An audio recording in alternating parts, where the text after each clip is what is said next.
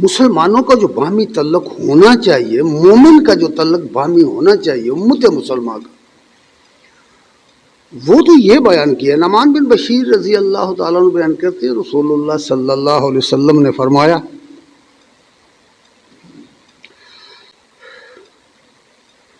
کہ مسلمانوں تم دیکھو اور کرو، آپس میں ایک دوسرے کے ساتھ رحم دلی کے ساتھ پیش آؤ،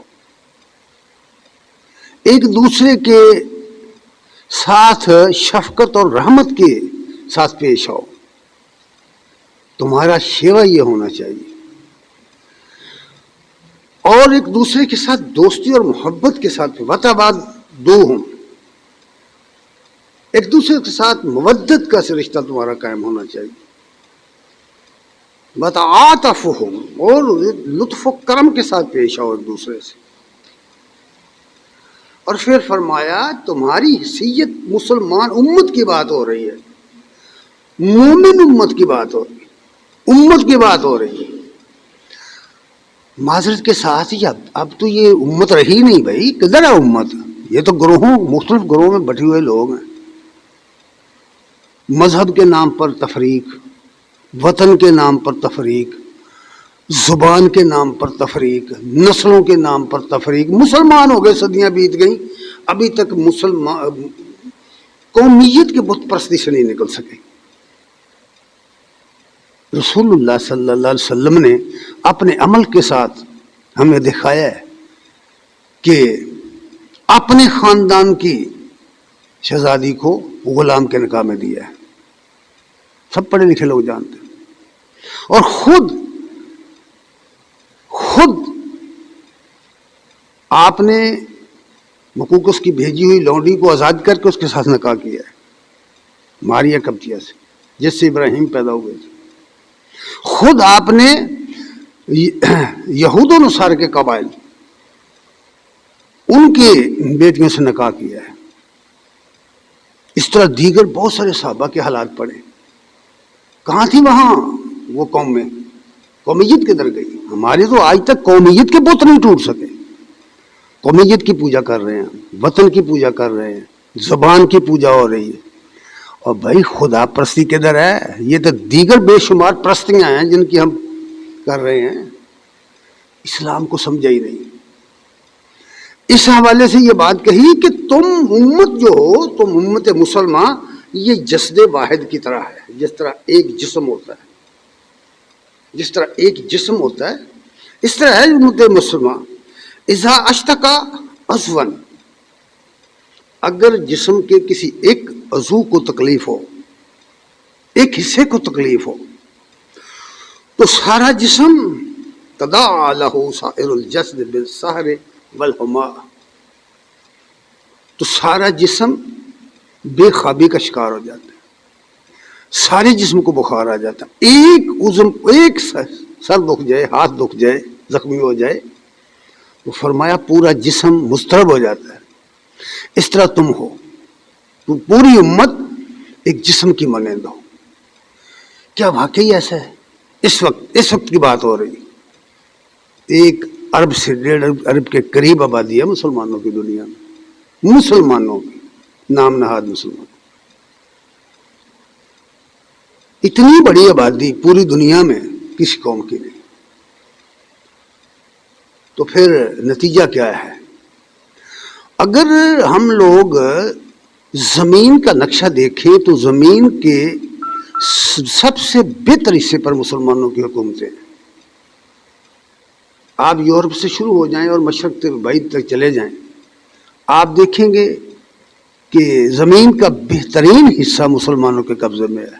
عرب سے شروع ہو جائیں، مصر سے، مراکش سے شروع ہو جائیں، نقشہ دیکھیں، اور ملائیشیا تک چلے جائیں، اور اس کے بعد آپ سمندروں کا دیکھیں نقشہ۔ 4 بڑے آبی راستے ہیں دنیا میں، 4 بڑے آبی راستے تجارت کے، یہ چاروں مسلمانوں کے قبضے میں۔ معدنیات کے سب خزانے، سب ذخائر مسلمانوں کے قبضے میں۔ تیل کی اس زمانے میں سب سے بڑی دولت ہے پیٹرول کی، وہ مسلمانوں کے قبضے میں۔ اور مسلمانوں کی اتنی فوجیں ہیں کہ دنیا میں یہودیوں کی اتنی آبادی نہیں ہے،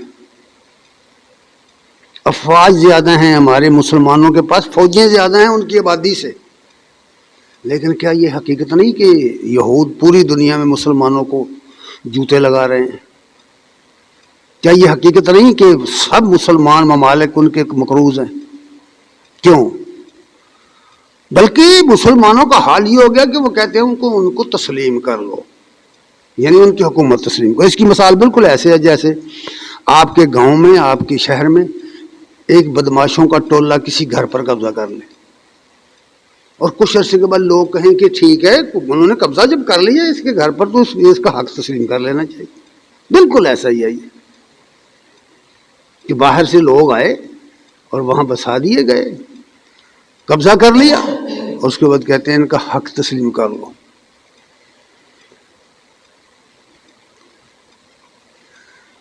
قرآن کہتا ہے کہ یہ تمہارے سب سے بڑے دشمن جو ہیں وہ یہ ہیں، یہود ہیں، یہ تمہارے دشمن ہیں، یہ ایک دوسرے کے سرپرست ہیں۔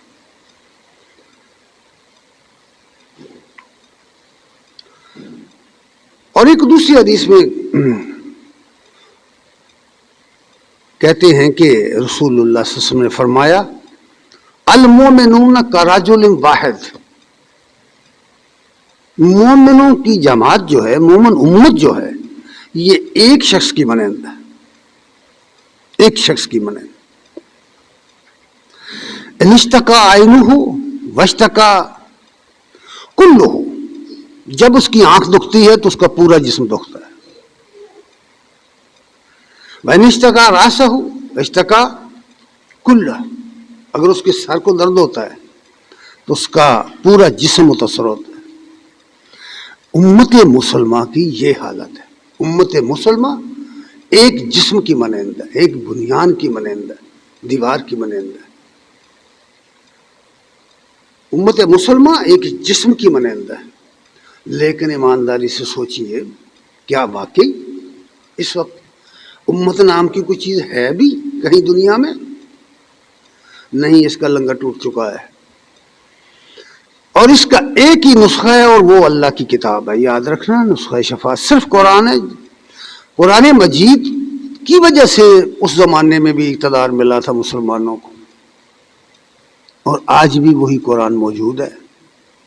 جب تک لوگ اس قرآن کو نہیں مانیں گے، اس کی طرف نہیں آئیں گے، اس کی تابع نہیں ہوں گے، اس کا علم حاصل نہیں کریں گے، کبھی بھی کامیاب نہیں ہو سکتے، کبھی آزاد نہیں رہ سکتے۔ اور اس کو آزادی مت سمجھو، یہ جو تم سمجھتے ہو کہ ہم آزاد ہو گئے ہیں، پاکستان بن گیا تو آزاد ہو گئے، کدھر آزاد ہو گئے؟ ہماری زبان اپنی نہیں، ہمارا لباس اپنا نہیں، ہمارا رہنا سہنا اپنا نہیں، ہمارے رسم و رواج اپنے نہیں، اسلامی نہیں، ہماری تو کوئی چیز اپنی نہیں۔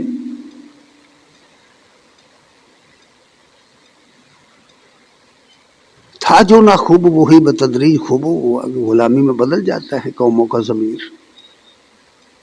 یہی بات کہی ہے نا۔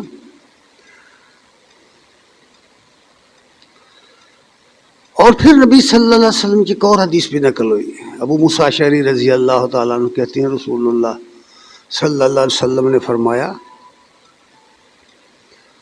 قال المومن للمومن کالبنیان، مومن مومن کے لیے دیوار کی مانند ہے، یشد بعضہ بعضا، جس طرح ایک اینٹ دوسری کو پکڑ کر پیوست ہو جاتی ہے، اسی طرح پھر آپ نے ثم شبک بین اصابع، پھر آپ نے اپنی انگلیوں کو اپنے ہاتھوں میں اس طرح کر کے فرمایا اس طرح امت مسلمہ ہے، امت مسلمہ کے لوگوں کو فرمایا اس طرح ہو جانا چاہیے۔ جب ہم یہ چیزیں پڑھتے ہیں قرآن میں، حدیث میں، تو اس کا کوئی نمونہ دنیا میں ہمیں نظر نہیں آتا۔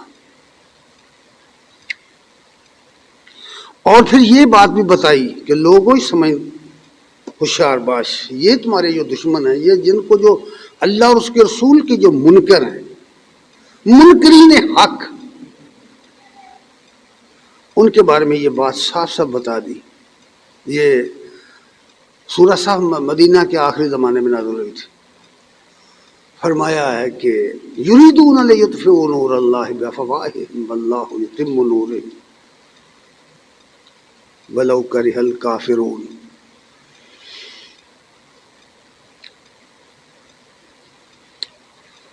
چاہتے ہیں یہ کہ اپنے منہ کی پھونکوں سے اللہ کے نور کو بجھا دیں. اپنے منہ کی پھونکوں سے یعنی اپنے پروپیگنڈا سے. اسلام کے خلاف پروپیگنڈا جو ہے وہ بہت طویل زمانے پر محیط ہے. جب نبی کریم صلی اللہ علیہ وسلم نے اپنی دعوت کا آغاز کیا تھا اس وقت سے یہ پروپیگنڈا شروع ہے اور آج تک اس کے متعلق لکھوں کا کتابیں لکھی گئی ہیں. اور آج تو خود مسلمانوں کے اندر ایسے عناصر پیدا ہو گئے ہیں جنہوں نے تشکیک پیدا کر دی اسلام کے بارے میں, قرآن کے بارے میں تشکیک پیدا کر دی, قرآن کی حقیقت کو تبدیل کرنے کی کوشش شروع کر دی, دین کے اندر بگاڑ پیدا کر دی. گروہ در گروہ ہو گئی پوری امت, ٹکڑے ٹکڑے کر دیا اس کو. اور فرمایا نہیں, اللہ ایسا نہیں ہونے دے گا. واللہ متم نورہ, اللہ کا یہ نور بجھ نہیں سکتا, یہ قائم رہے گا اور اس کے پروانے پیدا ہوتے رہیں گے. اس کے اندر بہت طاقت ہے, کتاب اللہ کے اندر بہت طاقت ہے, یاد رکھنا. قرآن کے اندر بہت قوت ہے, جاذبیت بہت ہے اس میں. جو شخص بھی اس کی طرف آ جائے گا, اسے پڑھے گا, اس طرح پڑھے جس طرح اس کو پڑھنا چاہیے اس طرح پڑھے, تو وہ اس کو کھینچ لے گا. اس کی مسالے میں بہت بے شمار مسالے ہیں. نو مسلم دنیا کے اندر, یورپ کو پڑھیں, یورپ کے اندر, امریکہ کے اندر, جنگ افغانستان کے اندر جو واقعات ہوئے ہیں, خصوصی طور پر ان قیدیوں کی حالات, ان کی کتابیں پڑھیں, ان خواتین کی, ان صحافی عورتوں کی کتابیں پڑھیں جنہوں نے جو افغان مجاہدین کی قید میں رہی ہیں, انہوں نے جو کچھ لکھا اسے ضرور پڑھیں کہ کتنی طاقت ہے اسلام کے اندر, قرآن کے اندر, یہ کس طرح اپنے حامی پیدا کرتا ہے. اس لیے فرمایا کہ واللہ متم نور, اللہ تعالیٰ کا نور بجھ نہیں سکتا. اس کا وعدہ ہے کہ وہ اس کی حفاظت کرے گا اور قیامت تک یہ قائم رہے گا. اور ہمیشہ لوگ اس کے لیے اٹھتے رہیں گے, کلمہ کار اٹھتے رہیں گے, اس کے لیے جہاد کرنے والے اٹھتے رہیں گے. اور ایسا ہوا ہے. جب بھی مجموعی طور پر مسلمانوں پر زوال آیا ہے تو کچھ لوگ پیدا ہوتے رہے ہیں. جب بھی تشکیک پھیلانے والے اٹھے ہیں تو اس کے مقابلے میں حق لکھنے والے قلم بھی اٹھے ہیں. ایسا نہیں ہے کہ بالکل لوگ خاموش رہے ہیں, بالکل نہیں ایسا. اس لیے یہ فرمایا کہ اللہ اس کو پورا کرنے والا ہے, یہ پورا ہو کے رہے گا. بلو کرہ الکافرون, اگرچہ یہ منکرین قرآن کو, منکرین حق کو, اللہ اور رسول کی دعوت کے جو منکر ہیں, اگرچہ ان کے لیے یہ بہت بری بات ہوگی, وہ بڑا اس کو ناپسند کرتے ہیں, کرتے رہیں, لیکن یہ ہو کے رہے گا. اور ہوا ہے, بار بار دنیا میں ایسا ہوا ہے. اور یہ 23 سالہ جنگ جو افغانستان کی, اس نے دکھایا کہ جب دسمبر 1979 میں افغانستان کے اندر روس کی فوجیں داخل ہوئی ہیں تو ہمارے ملک کے اندر کچھ لوگ اس طرح کے جو بڑے کمیونسٹ تھے, کمیونزم کے دعوے دار تھے, سرخ جھنڈے لہرانے لگے کہ اب ہر شے آ گئی, روس آ گیا اور کمیونزم آ گیا. اس کے استقبال کے لیے تیار تھے. پھر دنیا نے دیکھا کہ کس طرح اس کے ٹکڑے ہوئے. کہاں ہے سوویت یونین نام کی کوئی چیز دنیا میں, کہاں ہے؟ پھر امریکہ بہادر آیا.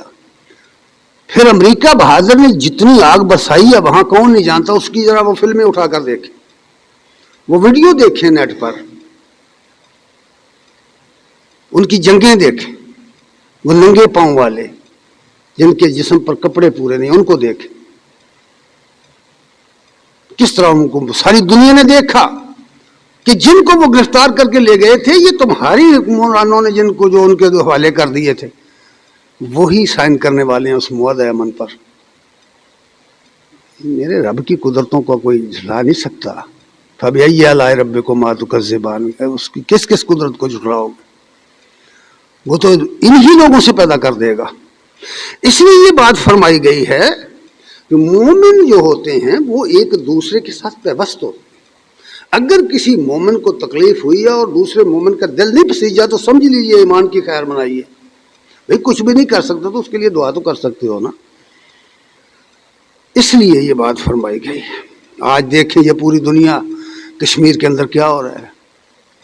کشمیر کی بنجر بانٹ کی جا رہی ہے. کشمیر تقسیم کر لیا گیا ہے. یہ تو بہت پہلے وہ جو ایک غاصب آیا تھا, جو ڈکٹیٹر آیا تھا مشرف, یہ تو اس کا سودا تو اس نے شروع کر دیا تھا. اس نے کہا تھا اس کو ڈیرو لائن تسلیم کر لو اور بس وہ اپنا رکھ لیں, ہم اپنا رکھ لیتے. اب اس کی تکمیل ہو گئی. بے شک ریلیاں منائیں, کریں جو کرتے ہیں, کر سکتے ہیں کریں. ان کے حقوق مظلوموں کے حق میں اٹھنا بولنا لازم ہے, ضروری ہے. لیکن حقیقت کیا ہے, برسر زمین کے ضیاء کیا ہے, اس کو دیکھ. جو لوگ تھوڑی بہت سوجھ بوجھ رکھتے ہیں, جو لوگ سیاسی ذہن رکھتے ہیں, جو لوگ اخبارات پڑھتے ہیں, جو لوگ خبریں سنتے ہیں, جو لوگ اٹیچ ہیں میڈیا کے ساتھ, وہ جانتے ہیں ان کے حقائق کیا ہیں. لیکن اللہ تعالیٰ نے جو فرمایا وہ کیا ہے, ہمیں تو اس سے غرض ہے. وہ کیا کہتا ہے سورہ نساء کی آیت نمبر 75 میں فرمایا, وَمَا لَكُمْ لَا تُقَاتِلُونَ فِي سَبِيلِ اللَّهِ, تمہیں کیا ہو گیا ہے کہ تم اللہ کی راہ میں قتال کے لیے نہیں نکل سکتے. تمہیں کیا ہو گیا؟ نہ میں نکل سکتا ہوں نہ آپ. یہ کن کو کہا ہے؟ تمہارے حکمرانوں کو کہا ہے. یہ حکمرانوں کی ڈیوٹی ہے. یہ ان کی جن کے پاس طاقت ہے, جن کے پاس قوت ہے, جن کے پاس اختیار ہے, یہ ان کو کہا جا رہا ہے کہ ما لکم وما لکم لا تقاتلون فی سبیل اللہ والمستضعفین من الرجال والنساء والولدان الذین یقولون ربنا اخرجنا من هذه القریۃ الظالم اہلها. ان لوگوں کی مدد کے لیے کیوں نہیں اٹھتے؟ تمہیں کیا ہو گیا ہے؟ کمزور مرد, عورتیں اور بچے, والولدان بچے فریادیں کر رہے ہیں. یقولون ربنا, فریادیں کہیں رب, اخرجنا من هذه القریۃ الظالم اہلها, ہمیں اس بستی سے نجات دے جس کے باشندے ظالم ہیں, ان کے ظلم سے ہمیں نجات دے. وَاجْعَلْ لَنَا مِن لَّدُنْكَ وَلِيًّا وَاجْعَلْ لَنَا مِن لَّدُنْكَ نَصِيرًا. اے اللہ ہمارے لیے کوئی مددگار بھیج, اے اللہ ہمارے لیے کچھ سرپرست کھڑا کر دے. آج مسلمان امت ان کی سرپرستی بھی نہیں کر سکتی جن پر ظلم ہو رہا ہے. دن رات ہم اخباریں پڑھتے ہیں, خبریں پڑھتے ہیں.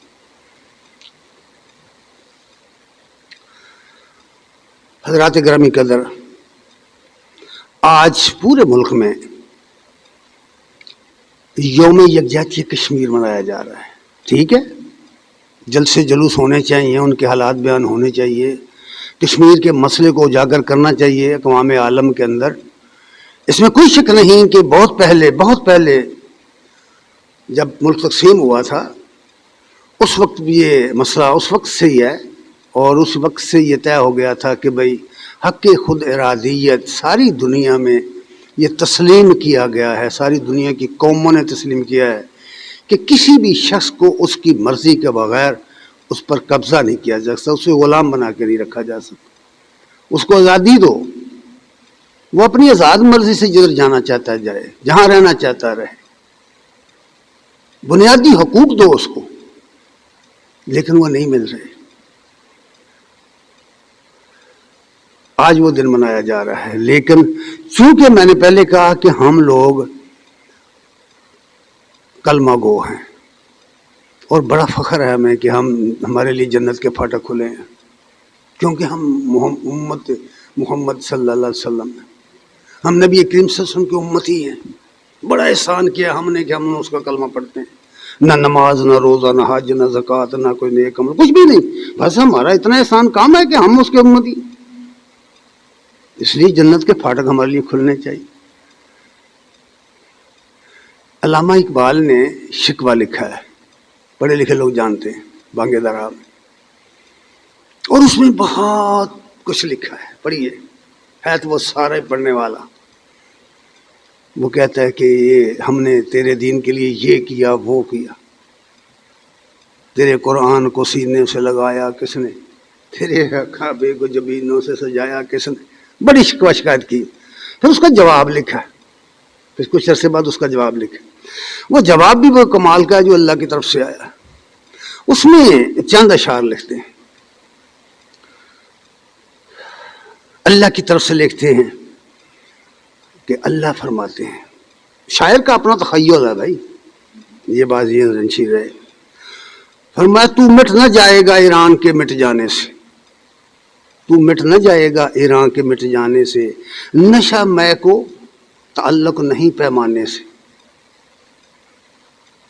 میں کس چیز میں ہے، کس بوتل میں ہے، کس برتن میں ہے، اس کو کوئی تعلق نہیں ہے. وہ اپنا نشہ کم نہیں کرتی. وہ اجمی کے اندر ایمان آ جائے یا عربی کے اندر آ جائے، اس کی کوئی حقیقت نہیں.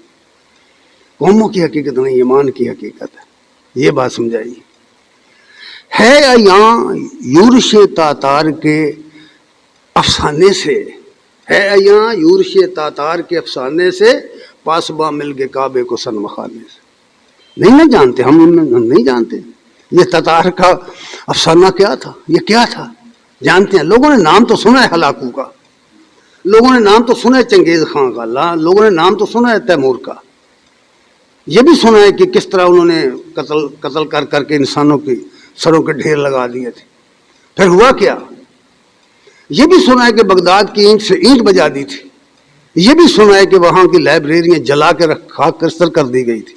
یہ بھی سنا ہے کہ 18 لاکھ آدمی غلام بنایا گیا تھا اور کئی روز تک وہاں قتل عام ہوتی رہی تھی. سنا ہے.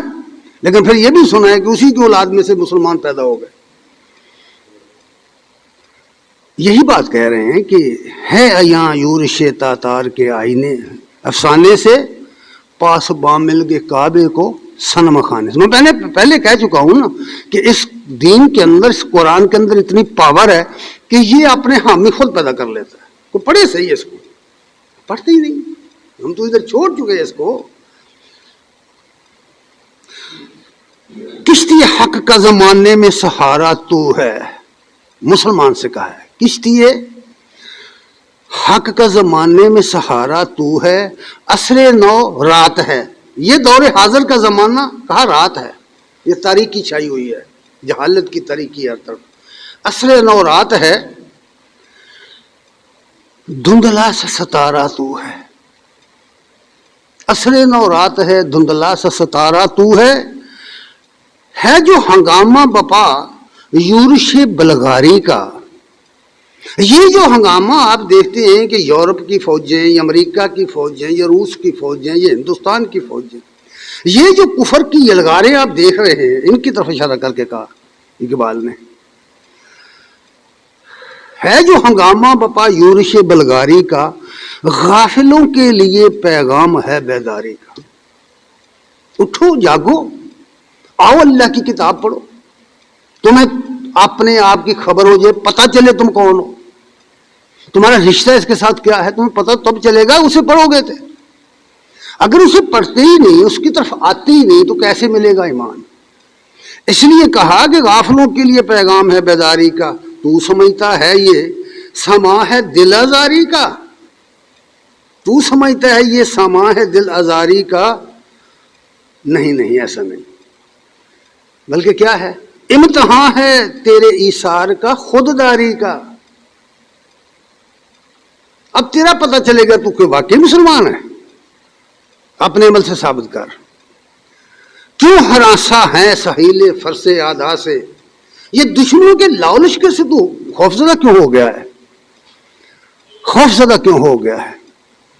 یاد رکھیے جب امریکہ نے فوجیں اتاری تھی نا افغانستان میں،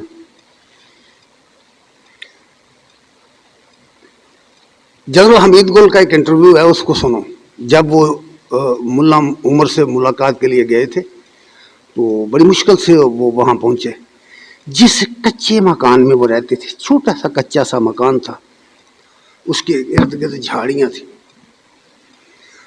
اور ساری عمر جب تک یہ جنگ جاری رہی ہے، ملا عمر ان کی بیسمنٹ، امریکیوں کی فوجوں کا جہاں اڈے تھے، جہاں انہوں نے اپنی فوجیں اتار رکھی تھیں، بالکل ان کے قریب تھا وہ جگہ. لیکن وہ جو بچانے والا ہے اس کا کیا کرو گے؟ تو اس وقت جب اس نے کہا تھا کہ ملا عمر سے کہا، جنرل صاحب کہتے ہیں میں نے اسے کہا امریکہ بہت بڑی طاقت ہے، اس کا مقابلہ کرنا کسی کے بس کی بات نہیں۔ وہ اپنی بات کرتے رہے تو وہ آخر جب اس نے اپنی بات ختم کی تو ملا عمر نے کہا کہ جنرل صاحب اللہ بڑا ہے یا امریکہ؟ بڑا سوال ہے۔ کہنا پڑا نا، مسلمان تھا نا، کہنے پڑا کہ ہاں اللہ بڑا ہے۔ انہوں نے کہا کہ پھر اللہ ہمارے لیے کافی۔ اور وہ جو اقبال نے کہا ہے نا کہ مومن ہے مسلم ہے تو بے تیغ بھی لڑتا ہے سپاہی، کافر ہے تو شمشیر پہ رکھتا ہے بھروسہ، مومن ہے تو بے تیغ بھی لڑتا ہے سپاہی۔ اور ایک صحافی ہے، انگریز صحافی امریکہ کی، وہ کہتی ہے کہ جب حملہ شروع ہوا تو اس جل نے کہا کہ دیکھیں گے کیسے بے تیغ لڑتے ہیں، تو پھر دیکھا نا، پھر دیکھا۔ اور جنرل کا وہ قول نقل ہوا ہے روسی جنرل کا کہ ہم نے بہت بڑی غلطی کی تھی افغانستان میں فوجیں اتار کر۔ کدھر ایمان کوئی چیز ہے نا میرے بھائی، جسم کو غلام بنایا جا سکتا ہے، ایمان کو نہیں، جذبے کو نہیں روندا جا سکتا۔ اس لیے وہ کہتے ہیں کیوں ہراساں ہے سہیل فرش ادا سے، نور حق بجھ نہ سکے گا نفس ادا سے، یریدون لیطفئوا نور اللہ بافواہہم، آیا نا قرآن میں، تو یہی قرآن یہی کہہ رہے ہیں اقبال، نور حق، اللہ کا یہ نور جو ہے، اللہ کا جو دین ہے یہ نہیں مٹ سکتا، نور حق بجھ نہ سکے گا نفس ادا سے۔ عربی زبان میں لفظ نفس جو ہے یہ پھونک مارنے کے معنی میں استعمال ہوتا ہے، جس کو تم خود اردو میں بھی عمل تنفس کے نام سے جانتے ہو۔ کہا کہ دشمن کی پھونکوں سے یہ نہیں بچ سکتا، لیکن تمہارے اندر ایمان ہونا چاہیے۔ چشم اقوام سے مخفی ہے حقیقت تیری، تو مسلمان چشم اقوام سے مخفی ہے حقیقت تیری، ہے ابھی محفل ہستی کو ضرورت تیری۔ اور پھر کہتے ہیں زندہ رکھتی ہے زمانے کو حرارت تیری، زندہ رکھتی ہے زمانے کو حرارت تیری، کوکب قسمت امکاں ہے خلافت تیری۔ خلافت قائم کر اٹھ کے، یہ مسلمانوں کے حکمرانوں کا فریضہ تھا۔ اگر مسلمانوں کے حکمران بد کردار ہوں، بے عمل ہوں، جس کا یہ مطلب نہیں کہ لوگ قوم سوتی رہے، سو جائے، یہ مطلب کہاں سے نکل آیا؟ اس قوم کی ذمہ داری ہے، اس کے پاس بڑی پاور ہے، قوم کے پاس، عوام کے پاس۔ اس لیے کہتے ہیں وقت فرصت ہے کہاں، وقت فرصت ہے کہاں، کام ابھی باقی ہے، وقت فرصت ہے کہاں۔